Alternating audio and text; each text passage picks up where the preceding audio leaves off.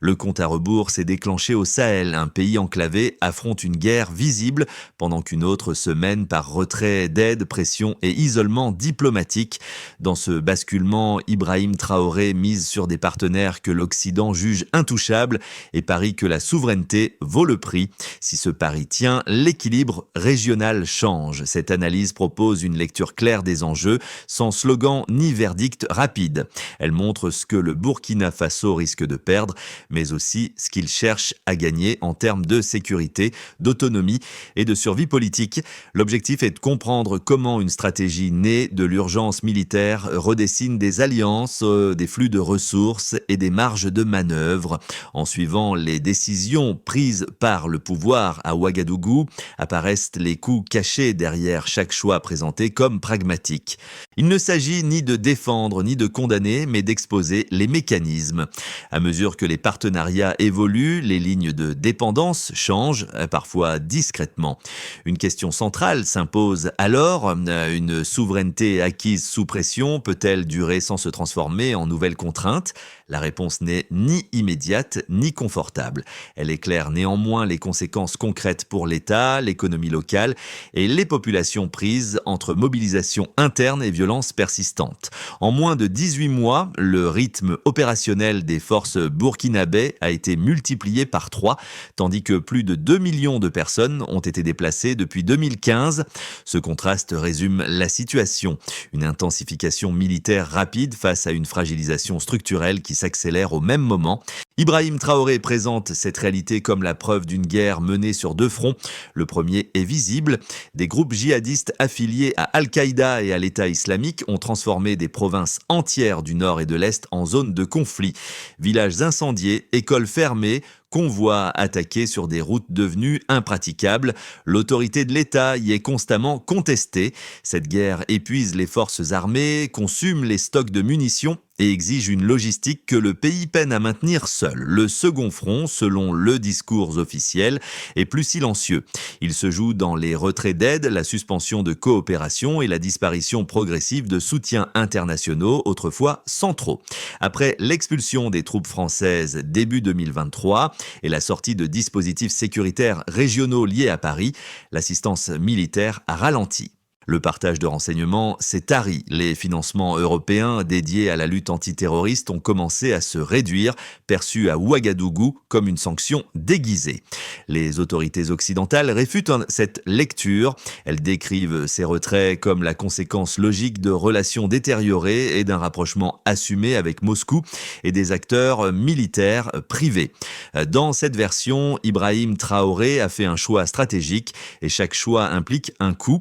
À Ouagadougou, le récit est inversé. Les partisans du pouvoir parlent d'un schéma récurrent. Selon eux, les dirigeants africains qui contestent l'influence française s'exposent à l'isolement, aux pressions et à la délégitimation médiatique. Ils rappellent que des années de présence militaire étrangère n'ont pas empêché l'expansion djihadiste dans le Sahel. C'est dans cet espace de méfiance et d'urgence que se dessine la suite. Il s'agit de survivre sans les partenaires d'hier, dans l'une des régions les plus instables du monde. La question ouverte au départ trouve ici une première réponse partielle. Le pari engagé est né autant de la contrainte que de la conviction.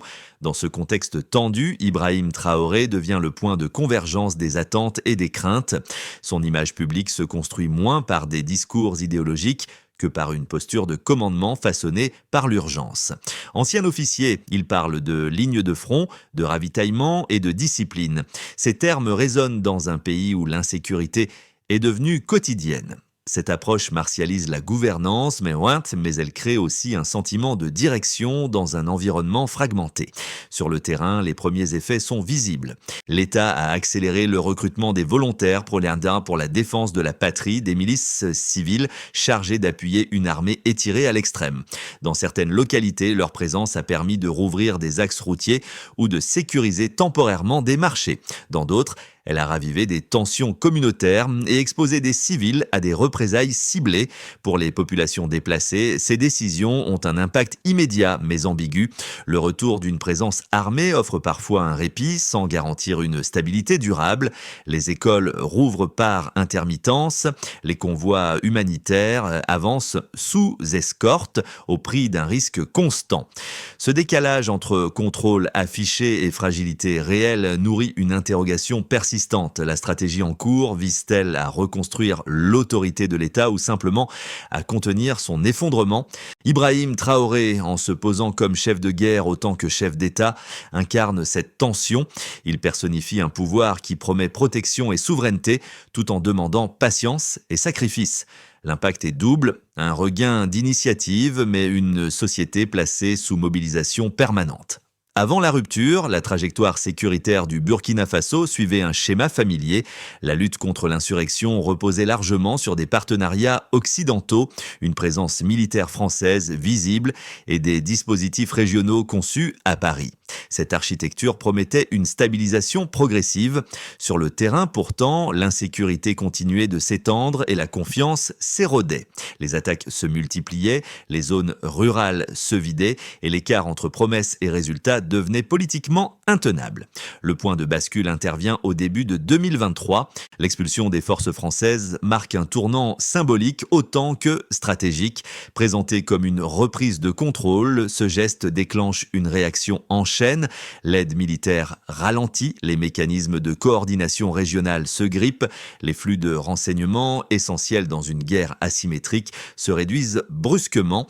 Dans cet intervalle, la dynamique change. Ibrahim Traoré engage une réorientation rapide, assumée publiquement comme une diversification des alliances. La priorité devient simple, maintenir l'effort militaire malgré la contraction des soutiens traditionnels. L'État intensifie les opérations, recrute massivement et mobilise la population civile sous un cadre légal d'exception. La logique est celle de l'urgence, avec peu de marge pour l'attentisme. La phase suivante voit apparaître de nouveaux partenaires. La Russie arrive en premier avec des livraisons d'armes, des formateurs et une coopération discrète, sans conditions politiques affichées. Ce soutien comble certaines lacunes immédiates, notamment en équipement et en encadrement. En parallèle, la Chine renforce sa présence par des infrastructures à double usage. Les routes construites améliorent à la fois la mobilité économique et la projection militaire. La frontière entre développement et sécurité se brouille volontairement. La chronologie s'accélère avec l'émergence d'un acteur inattendu. Des discussions avec la Corée du Nord rapportées par des canaux indirects introduisent une logique de troc à grande échelle. Des armes et des systèmes de défense seraient échangés contre des terres agricoles et des droits miniers en dehors des circuits financiers internationaux. Ce modèle contourne les sanctions et réduit l'exposition aux pressions extérieures tout en créant de nouvelles dépendances structurelles. Les retombées sont immédiates. L'effort militaire se maintient, mais le pays s'inscrit dans un réseau d'alliances qui transforme son positionnement régional. Chaque étape renforce une idée centrale. La rupture n'est pas un événement isolé, mais une succession de décisions imbriquées. La survie à court terme est priorisée, même si les conséquences à long terme restent incertaines. Avant la rupture des partenariats occidentaux, l'effort sécuritaire reposait sur un équilibre fragile. Après, la charge a basculé presque entièrement sur les capacités nationales. Cette transition se mesure par l'intensité des opérations. En 18 mois, le tempo militaire a été multiplié par 3. Cela signifie davantage de patrouilles, plus d'engagement et une consommation de ressources qui croît plus vite que les capacités de réapprovisionnement. Le coût humain éclaire une autre dimension. Depuis 2015, plus de 2 millions de personnes ont été déplacées à l'intérieur du pays. Chaque déplacement signifie des villages vidés, des terres abandonnées et une dépendance accrue à l'aide humanitaire. La donnée brute révèle une pression sociale constante que l'intensification militaire ne suffit pas à résorber. Un troisième repère concerne la dépendance matérielle. À mesure que les partenaires traditionnels se retirent, les stocks de munitions et d'équipements s'épuisent plus rapidement qu'ils ne sont renouvelés. Les combats répétés consomment des volumes qui excèdent les capacités de production ou d'achat interne. Cette équation explique pourquoi de nouveaux fournisseurs deviennent indispensables, indépendamment de toute considération idéologique. Pris ensemble, ces repères dessinent une trajectoire claire. Ils montrent une volonté de reprendre l'initiative, rappellent que la stabilisation reste incomplète et mettent en lumière une vulnérabilité structurelle. Ils confirment que la stratégie actuelle n'est pas un luxe, mais une réponse à une contrainte mesurable. Dans ce cadre, le calcul politique devient central. Ibrahim Traoré présente la diversification des partenariats comme un moyen de combler l'écart entre ambition et capacité. Les livraisons d'armes, les formations et les soutiens logistiques venus de l'Est sont décrits comme des réponses directes à ces indicateurs. Les chiffres servent alors d'arguments, justifiant l'urgence et légitimant des choix qui, en temps normal, auraient suscité davantage de débats. Ces données soulèvent néanmoins des interrogations. Un effort militaire qui s'intensifie sans stabilisation durable peut-il être soutenu indéfiniment ? Les déplacements massifs peuvent-ils se réduire sans retour effectif de l'autorité civile ? La dépendance à des fournisseurs alternatifs réduit-elle réellement la vulnérabilité ou la déplace-t-elle vers d'autres acteurs ? Les chiffres ne tranchent pas ces questions, ils cadrent toutefois le débat. Ils expliquent pourquoi la rupture a eu lieu et pourquoi le retour en arrière paraît improbable à court terme. Ils montrent aussi que la suite se joue autant dans la gestion de ces contraintes que sur le champ de bataille. Les critiques de la trajectoire actuelle avancent deux arguments majeurs. Le premier concerne la gouvernance. Selon eux, l'intensification de la guerre et la suspension de certaines libertés civiles risquent d'enfermer le pays dans une logique sécuritaire permanente. L'armement de milices civiles pourrait fragmenter davantage le tissu social et affaiblir l'autorité de l'État à long terme. Le second argument vise les nouveaux partenariats. S'appuyer sur la Russie, la Chine ou la Corée du Nord reviendrait à échanger une dépendance conditionnelle contre une dépendance moins visible mais potentiellement plus contraignante. Ces accords lient durablement le pays à des acteurs dont les intérêts ne coïncident pas nécessairement avec ceux des populations locales. Le risque serait de perdre de la marge stratégique tout en réduisant la transparence. Ces objections reposent sur des précédents observés ailleurs. Elles se heurtent toutefois à une contrainte centrale, l'absence d'alternatives crédibles à court terme. Avant la rupture avec les partenaires occidentaux, la présence militaire étrangère n'a pas empêché l'expansion djihadiste ni l'augmentation des déplacements. Le modèle précédent produisait déjà des coûts élevés sans garantir la stabilisation. La réponse du pouvoir s'appuie sur ce constat. Ibrahim Traoré et son entourage défendent une approche pragmatique fondée sur la continuité de l'effort militaire. Dans leur logique, l'autorité de l'État ne peut être restaurée sans sécurité minimale. Cette sécurité nécessite des flux d'armes et de soutien constants. Les partenariats orientaux sont présentés comme fonctionnels, non idéologiques et réversibles si d'autres options réapparaissent. Le débat n'oppose pas idéalisme et cynisme, mais deux paris risqués. L'un mise sur des normes et des conditionnalités qui n'ont pas produit de résultats visibles. L'autre accepte des compromis immédiats pour éviter l'effondrement. La question devient stratégique. Quel risque est le plus supportable quand le temps joue contre l'État ? La survie précède toute réforme. Cette idée résume le basculement stratégique opéré au cœur du pouvoir. À ce stade, l'objectif n'est plus de convaincre des partenaires traditionnels ni de restaurer une image internationale. Il s'agit de maintenir l'État fonctionnel sous pression constante. La sécurité devient la condition préalable à tout le reste, y compris à la gouvernance civile. Ibrahim Traoré inscrit ce choix dans une logique de temps long. Les normes politiques et les réformes institutionnelles n'ont de sens que si l'appareil étatique survit à la phase actuelle. La priorité donnée à l'armement, aux alliances alternatives et à la mobilisation interne s'explique comme une suspension temporaire de l'ordre idéal au profit d'un ordre viable. Ce n'est pas d'une promesse de modèle, mais une stratégie de continuité. Ce basculement modifie la lecture de l'ensemble. Les partenariats orientaux cessent d'apparaître comme une provocation géopolitique. Ils deviennent des outils de gestion du risque. La concentration du pouvoir n'est plus seulement défensive, elle devient structurelle. Chaque décision ultérieure s'inscrit désormais dans ce cadre où la question centrale n'est plus ce que l'État devrait être, mais comment éviter qu'il disparaisse.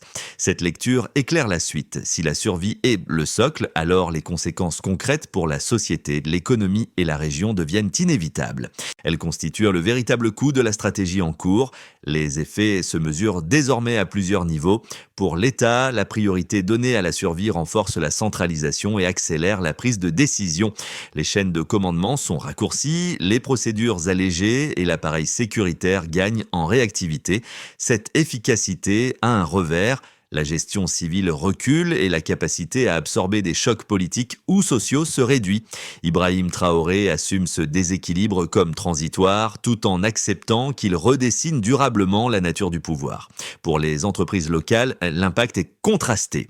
Certaines activités bénéficient indirectement des investissements en infrastructures à double usage. La mobilité accrue facilite l'acheminement de biens dans des zones auparavant inaccessibles. À l'inverse, l'incertitude sécuritaire et réglementaire pèse sur l'investissement privé. Les coûts augmentent, les assurances se raréfient et la planification devient plus risquée. L'économie fonctionne, mais sous tension permanente. Pour les populations, les conséquences sont les plus visibles. La mobilisation sécuritaire crée des zones de répit ponctuelles, permettant la réouverture partielle de marchés ou d'écoles. Les déplacements massifs persistent toutefois et la vie quotidienne reste marquée par l'imprévisibilité. Les familles jonglent entre retours temporaires et nouveaux départs, sans perspective claire de stabilisation. La promesse de protection existe, mais elle n'efface pas la fatigue sociale accumulée. À l'échelle régionale, la trajectoire burkinabé agit comme un signal. Les États voisins observent attentivement les résultats concrets de la rupture avec les partenariats occidentaux. Si la pression sécuritaire se stabilise, même partiellement, le modèle gagne en crédibilité. S'il échoue, il servira d'argument aux tenants du statu quo. Dans les deux cas, l'influence occidentale se contracte, tandis que les acteurs orientaux consolident leur présence par des engagements pragmatiques. Ces niveaux se rejoignent dans une même réalité. La stratégie redistribue les coûts et les bénéfices sans les supprimer.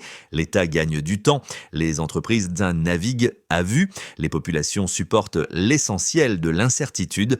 La région entre dans une phase de réalignement. Ibrahim Traoré incarne cette transition comme un pari sur la résilience, non comme une promesse de solution immédiate. À court et moyen terme, plusieurs trajectoires restent possibles. Dans la plus probable, l'effort militaire se maintient grâce aux soutiens orientaux sans percée décisive. L'État conserve un contrôle minimal suffisant pour éviter l'effondrement, insuffisant pour une sécurité généralisée. La centralisation perdure et la dépendance extérieure devient gérable mais contraignante. Cette trajectoire mise sur l'endurance. Une autre trajectoire repose sur une amélioration progressive. Les chaînes d'approvisionnement fonctionnent mieux. La coordination militaire gagne en efficacité. Certaines zones critiques sont partiellement sécurisées. La pression diminue, permettant une réouverture plus durable des axes économiques et un retour limité de l'administration civile. Dans ce cas, les choix controversés sont justifiés par des résultats tangibles. L'autonomie reste relative, mais elle devient opérationnelle. Une trajectoire plus sombre met en lumière les fragilités du modèle. Les flux de soutien se révèlent insuffisants ou irréguliers. Les coûts logistiques explosent. L'insurrection conserve sa capacité de nuisance. La centralisation ne protège plus contre l'instabilité. La dépendance se transforme en vulnérabilité ouverte. Chaque solution d'urgence crée alors un problème supplémentaire. Ces trajectoires peuvent coexister selon les régions et les périodes. Elles partagent une variable clé, le temps. Plus la situation se prolonge, plus les choix actuels deviennent structurels et difficiles à inverser. Dans cette lecture, l'essentiel n'est pas dans les déclarations, il se trouve dans les flux réels d'armes, de ressources et de contrôle territorial. C'est là que se joue l'issue, dans la matérialité des faits. Pour le spectateur, ces dynamiques peuvent sembler lointaines. Leurs effets dépassent pourtant largement les frontières du Burkina Faso. Pour certains, l'enjeu est de comprendre un modèle émergent. Il s'agit de voir comment un État sous pression redéfinit ses priorités et accepte des compromis jugés inacceptables en temps de stabilité. Cette lecture invite à dépasser les catégories simplistes et à interroger la relation entre sécurité, souveraineté et légitimité. Pour d'autres, notamment les acteurs économiques et humanitaires, les choix actuels modifient les conditions d'intervention. Ils influencent les risques opérationnels et la prévisibilité des cadres d'action. Comprendre la logique à l'œuvre permet d'anticiper les contraintes et d'adapter les stratégies. Dans un environnement mouvant, l'information devient un outil de réduction du risque. Pour un public plus large, enfin, cette trajectoire pose une question de fond sur l'ordre international. Elle montre comment des pays considérés comme périphériques deviennent des laboratoires de transformation géopolitique. Les décisions prises aujourd'hui influencent la manière dont l'aide, la sécurité et la coopération seront conçues demain. Ce n'est pas seulement une histoire nationale, c'est un signal adressé à l'ensemble du système. Ces regards convergent vers une même prise de conscience. Les crises prolongées produisent des choix qui redéfinissent les normes. Les ignorer revient à en subir les conséquences sans les comprendre. Les analyser permet de réagir avec lucidité plutôt qu'avec surprise. La logique d'action actuelle peut se lire comme une succession d'étapes. Il s'agit d'abord de sécuriser les flux matériels essentiels, garantir des chaînes d'approvisionnement stables en armes, carburant et équipements sans dépendre d'un seul partenaire. Dans cette phase, la redondance est privilégiée pour réduire le risque de rupture brutale. Vient ensuite la consolidation opérationnelle. L'intensification des opérations doit se transformer en contrôle territorial plus durable. Cela suppose une meilleure coordination entre unités régulières et forces auxiliaires, ainsi qu'un encadrement plus strict des milices civiles. L'objectif n'est pas l'expansion rapide, mais la tenue progressive des zones reconquises. Une fois la pression réduite localement, une stabilisation minimale devient possible. L'administration civile revient de manière ciblée. Les services de base et la justice de proximité sont réintroduits là où le risque est jugé gérable. Cette phase sert d'indicateur. Elle permet d'évaluer si l'effort militaire produit un effet politique tangible. À moyen terme, une renégociation des dépendances s'impose. Si les nouveaux partenariats ont permis de survivre, ils doivent être rééquilibrés pour éviter une perte de souveraineté différée. Ibrahim Traoré présente cette séquence comme conditionnelle. Chaque étape dépend du succès de la précédente. Cette trajectoire n'offre aucune garantie. Elle expose un chemin étroit où chaque retard ou échec peut remettre en cause l'ensemble. Elle clarifie toutefois la logique d'action. Survivre d'abord, stabiliser ensuite, ajuster enfin. Le fil conducteur revient alors à des images simples, des routes rouvertes puis refermées, des villages qui respirent avant de se taire à nouveau.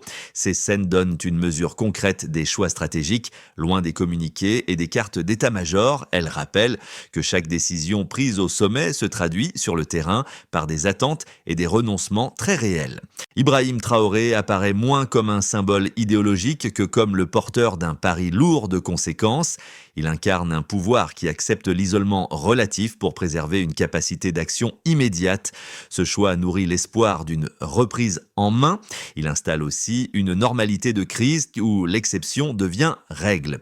Le motif se répète: tenir aujourd'hui pour décider demain.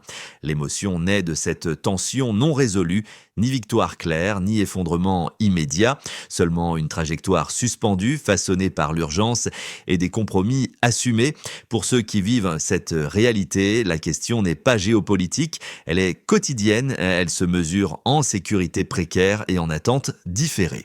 Une phrase s'impose comme conclusion provisoire: la souveraineté se paie comptant.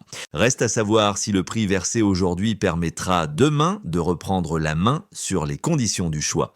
Ce qui se joue au Burkina Faso dépasse un seul pays et un seul dirigeant. La trajectoire observée interroge la manière dont les États fragiles négocient leur survie dans un monde où les règles ne s'appliquent plus de façon uniforme. Elle pose une question collective. Comment évaluer des choix faits sous contraintes extrêmes lorsque les options idéales ont déjà disparu ? Pour le spectateur, l'enjeu n'est pas d'adhérer ou de rejeter un camp, il est d'apprendre à lire ces situations avec nuance, distinguer les discours, les intérêts et les effets réels sur les sociétés concernés. Comprendre ces dynamiques permet d'éviter les réactions réflexes et les jugements simplistes. Cette histoire invite enfin à une réflexion plus large sur l'avenir des relations internationales. Si d'autres pays suivent cette voie, les équilibres continueront de se transformer, parfois de manière inattendue. Observer, analyser et en discuter devient une forme de vigilance citoyenne. La question reste ouverte. Assiste-t-on à une parenthèse dictée par l'urgence ou au premier signe d'un ordre plus fragmenté? C'est à chacun d'en juger à partir des faits et de poursuivre la conversation.